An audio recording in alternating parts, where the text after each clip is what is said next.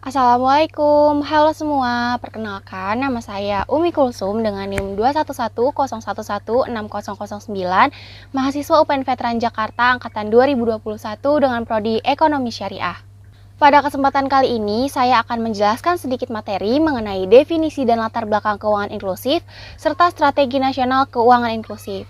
Sebelumnya, mohon izin kepada Bapak Anwar Fatoni LC MACDIF selaku dosen pengampu mata kuliah Keuangan Mikro Islam untuk menyampaikan beberapa materi yang akan saya bahas ke depannya.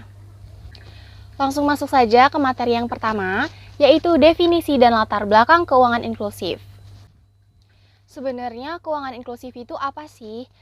Jadi, keuangan inklusif ini didefinisikan sebagai kondisi ketika setiap anggota masyarakat mempunyai akses terhadap berbagai layanan keuangan formal yang berkualitas secara tepat waktu, lancar, dan aman dengan biaya yang terjangkau sesuai dengan kebutuhan dan kemampuan dalam rangka meningkatkan kesejahteraan masyarakat.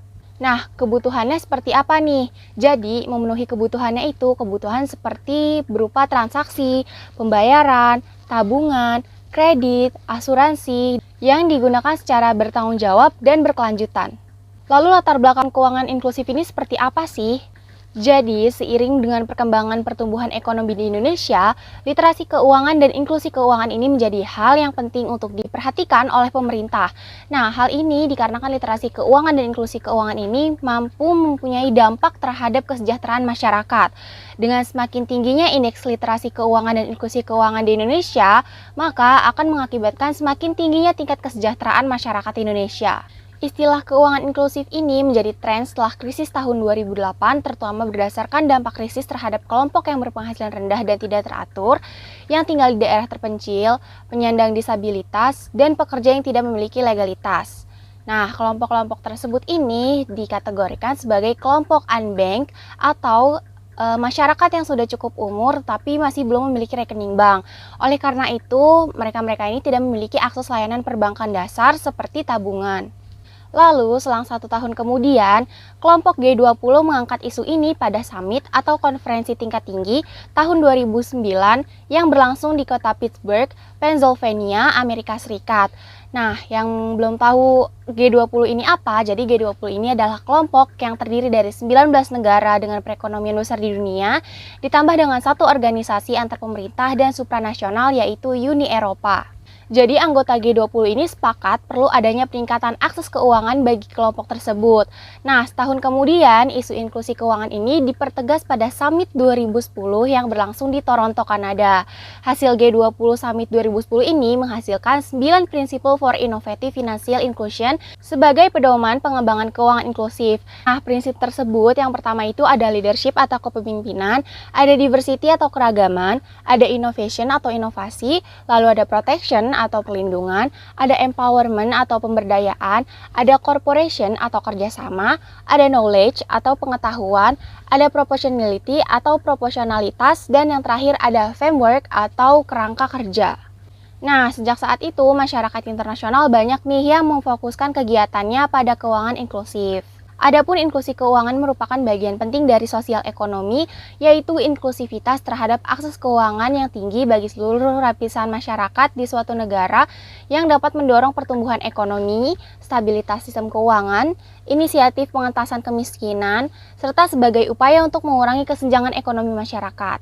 Nah, intinya itu, akses keuangan yang merata bagi masyarakat dapat meningkatkan kualitas kehidupan masyarakat dalam merencanakan tujuan keuangan jangka panjang hingga mempersiapkan diri dalam menghadapi krisis finansial yang tidak terduga. Sebenarnya tujuan inklusi keuangan ini apa sih? Jadi, menurut peraturan OJK nomor 76/POJK.07/2016, ada 4 nih tujuan inklusif keuangan. Yang pertama, meningkatkan akses masyarakat terhadap lembaga, produk, dan juga jasa keuangan pelaku usaha jasa keuangan atau PUJK. Lalu yang kedua yaitu meningkatkan penyediaan produk atau jasa layanan jasa keuangan oleh PUJK yang sesuai dengan kebutuhan dan kemampuan masyarakat. Kalau yang nomor 2 meningkatkan penyediaan, yang nomor 3 ini meningkatkan penggunaan produk dan jasa layanan keuangan yang sesuai dengan kebutuhan dan kemampuan masyarakat. Lalu yang keempat yaitu untuk meningkatkan kualitas penggunaan produk dan layanan jasa keuangan sesuai dengan kebutuhan dan kemampuan masyarakat. Nah, berdasarkan 4 poin yang tadi saya sebutkan itu, tujuan utama dari inklusi keuangan ini adalah untuk menghindari adanya ketimpangan ekonomi di berbagai lapisan masyarakat. Nah, inklusi ini diharapkan dapat mengurangi jumlah masyarakat unbanked atau belum memiliki rekening bank karena tidak memiliki akses layanan perbankan dasar. Di sisi lainnya juga, masyarakat dari lapisan lainnya dapat memiliki produk dan layanan keuangan lain seperti asuransi, pembiayaan, program pensiun, dan investasi untuk mendukung taraf hidup yang lebih baik. Lalu, manfaat dari inklusi keuangan ini dapat dirasakan oleh masyarakat, misalnya meningkatkan efisiensi ekonomi, mendukung stabilitas sistem keuangan, mengurangi shadow bank atau irresponsible finance, lalu mendukung pendalaman pasar keuangan, memberikan potensi baru bagi perbankan, mendukung peningkatan Human Development Index atau HDI Indonesia, lalu menyumbangkan kontribusi positif pada pertumbuhan ekonomi lokal dan nasional yang sustain dan berkelanjutan, lalu yang terakhir yaitu untuk mengurangi kesenjangan dari rigiditas low income trap sehingga dapat meningkatkan kesejahteraan masyarakat yang kemudian dapat berujung pada penurunan tingkat kemiskinan. Pada akhirnya, kegiatan ekonomi yang meningkat akan mampu meningkatkan pertumbuhan ekonomi negara juga. Lalu upaya-upayanya apa aja sih untuk mencapai kondisi keuangan inklusif? Nah, kalau dari pemerintah sendiri, yaitu yang pertama memberikan edukasi keuangan kepada masyarakat, lalu yang kedua menyediakan pembiayaan keuangan publik secara langsung atau bersyarat agar dapat mendorong pemberdayaan ekonomi di masyarakat. Lalu selanjutnya itu melakukan pemetaan informasi keuangan untuk meningkatkan kapasitas masyarakat sehingga yang sebelumnya unbanked atau tidak memiliki rekening bank dapat memiliki akses layanan keuangan. Lalu yang keempat, meningkatkan kesadaran berbagai lembaga keuangan bahwa adanya masyarakat yang memiliki potensi. Lalu yang kelima, menyediakan perlindungan konsumen terkait produk keuangan yang ditawarkan kepada masyarakat. Lalu yang keenam, yaitu memanfaatkan teknologi keuangan yang semakin banyak hadir di kalangan masyarakat. Di sini saya tampilkan data dari hasil Survei Nasional Keuangan Literasi dan Inklusi Keuangan. Nah, di sini dapat kita nilai bahwa presentasi keuangan inklusi ini paling tinggi yaitu ada di DKI Jakarta dengan persentase 94,76% dan yang paling rendah itu berada di Papua Barat dengan persentase 59,84%. Itu saja materi pertama yang bisa saya sampaikan. Lalu selanjutnya mari kita lanjut ke materi yang kedua.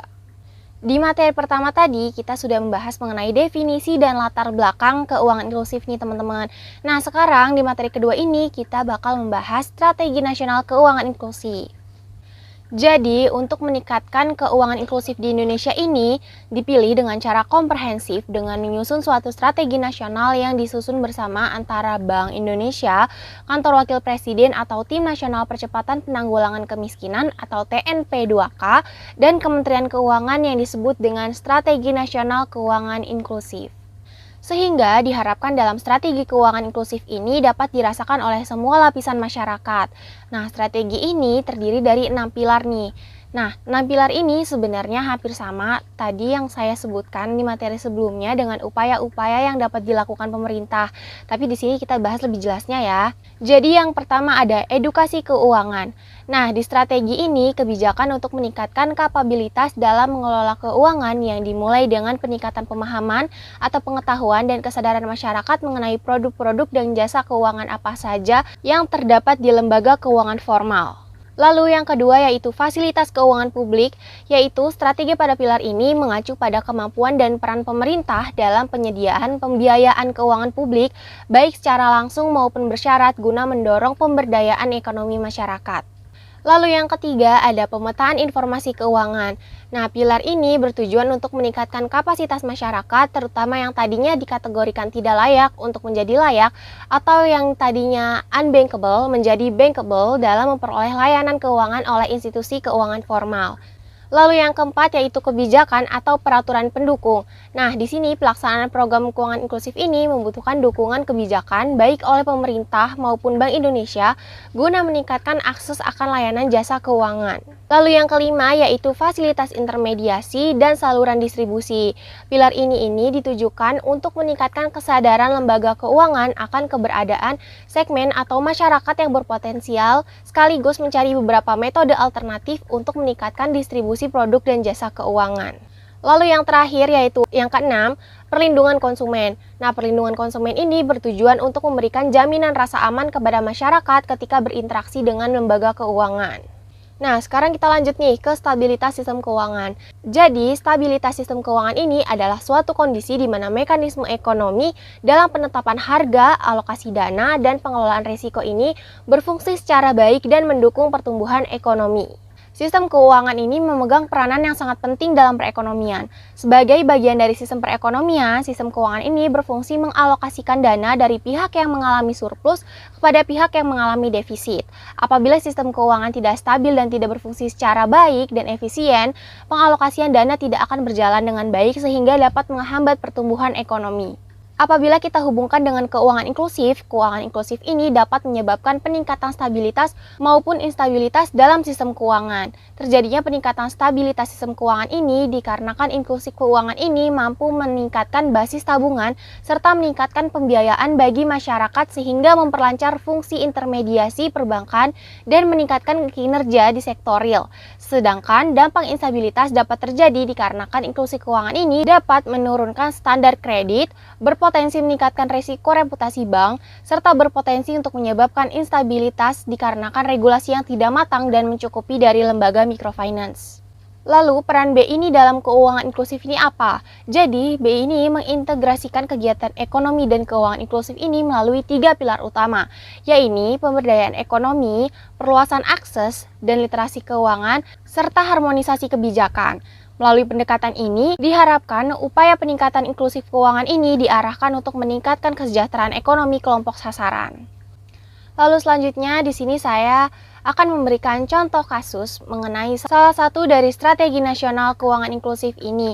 Nah, di sini saya mengambil contoh dari yang memberikan edukasi keuangan kepada masyarakat. Jadi, contoh kasusnya itu Dana memberikan pelatihan tingkat inklusi keuangan pada PRT. PRT ini pekerja rumah tangga. Nah, di perusahaan dompet digital atau PT SP Debit Indonesia, KOE atau Dana, berkolaborasi dengan Women's World Banking dan Jala PRT memberikan serangkaian pelatihan insentif keuangan digital kepada lebih dari 12.000 anggota komunitas pekerja rumah tangga. Nah, Chief of People and Corporate Strategy Dana ini, Agustina Samara, mengatakan bahwa program tersebut merupakan wujud kontribusi perusahaan yang memiliki dampak sosial dalam meningkatkan kualitas hidup masyarakat Indonesia melalui literasi dan inklusi keuangan yang mempengaruhi kemajuan ekonomi. Dengan demikian, mereka diharapkan terbiasa menggunakan keuangan digital dalam kesehariannya yang dapat meningkatkan literasi keuangan pada segmentasi PRT. Lalu, dengan adanya pelatihan keuangan digital seperti ini yang diberikan oleh Dana dan Women's World Banking diharapkan dapat menjadi semangat bagi PRT sebagai bagian dari pembangunan. Itu saja 2 materi yang bisa saya sampaikan. Terima kasih sudah menyempatkan waktu untuk menonton dan terima kasih juga kepada Bapak Anwar Fatoni. Kurang lebihnya mohon maaf. Wassalamualaikum warahmatullahi wabarakatuh.